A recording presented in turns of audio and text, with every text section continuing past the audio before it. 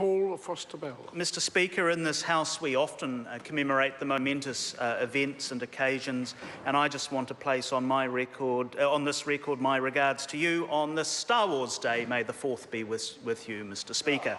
Sir, we have emanating from the opposition, which is the evil empire of New Zealand politics, led by the archetypal evil emperor himself, the Palpatine of New Zealand, Andrew Little, a veritable stream of appalling policies coming out of their Sarlacc pit of bad policy.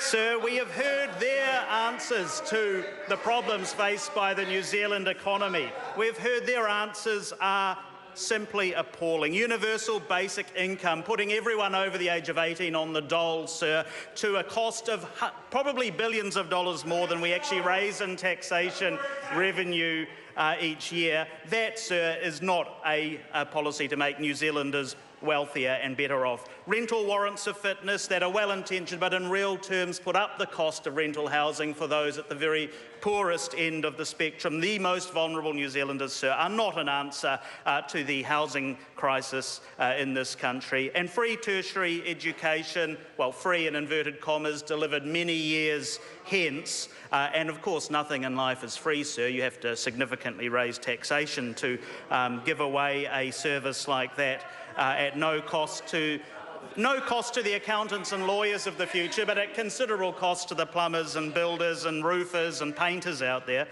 These, sir, are not policies which make New Zealand an economically stronger country. So if we look at recent results in the Labour Force survey, I thought it was interesting to note, and having just returned last week from the United Kingdom, where under the Conservative government there, the economy is actually performing better than the European average, but New Zealand is actually outshining the UK, Australia and the United States, some of those countries we compare ourselves with 65% participation in the workforce, whereas in the UK, US and Australia, only 60% of the population are working. Compare this with 52%, the European Union average. It shows that the policies adopted by this government are having a very positive and practical effect on the lives of all New Zealanders. So, sir, what does this mean in real terms?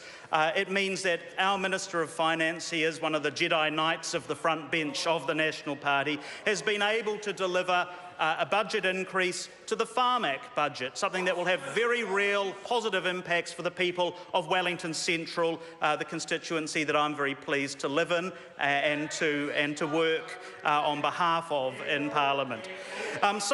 What will this get? James in Karori, James who's suffering from advanced melanoma, will have access now to Vimolumab, a crucial melanoma medication. Araha in Kelburn will be able to access Harvoni and the Vakaira pack, which is a hepatitis C infection treatment, a highly efficacious, we heard today from the Minister of Health, 90% efficacious treatment for hepatitis C. Ling in Te Aro will have access to azithromycin, which is for bronchioectasis, which is the widening of the bronchial tubes, leading to increased risk of infection. Maria in Brooklyn, Maria, who has a brain tumour, has access to temolizumab. I'm sorry about my pronunciation, sir, of these Latinate words. I wish the pharmacy companies would come up with simpler terms. And D in Mount Cook will get rituximab for nephrotic syndrome, which is kidney disease. So there will be very real benefits of this economy that this government and Bill English and the Prime Minister in particular have created policies to support and underpin. Sir, we have got a strong economy here in Wellington, and we can look at small companies. I recently visited a company, a startup, an entrepreneurial startup, Swibo, that make balance board games. You fit a mobile phone, a smartphone into a balance board, and it creates a video game which also helps with rehabilitation of stroke patients through to those who've suffered from sporting industries.